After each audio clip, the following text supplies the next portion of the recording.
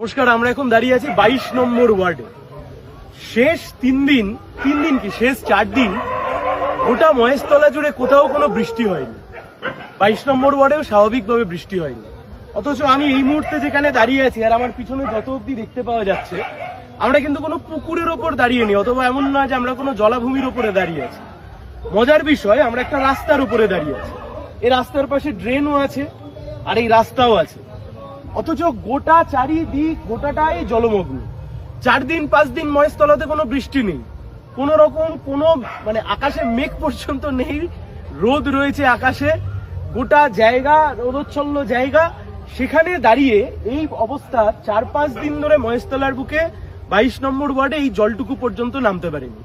উন্নয়নের সরকার, উন্নয়নের পৌরসভা, যিনি মহেশতলার এমএলএ ছিলেন বা এখনো যিনি এমএলএ রয়েছেন, তিনি মহেশতলার পৌরসভা চেয়ারপারসন, তার পরিবার থেকেই আবার একজন প্রার্থী হয়েছেন।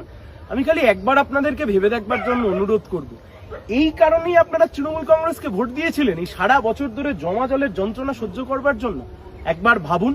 আমরা কথা দিচ্ছি, 5 নম্বর বোতাম টিপে আপনারা যদি সায়ন ব্যানার্জিকে নির্বাচিত করেন, কাস্তে হাতুড়ি তারা চিহ্নে ভোট দেন, মহেশতলার মানুষকে মাস্টার প্ল্যান করে চিরতরে জমা জলের সমস্যা থেকে আমরা মুক্তি দেব।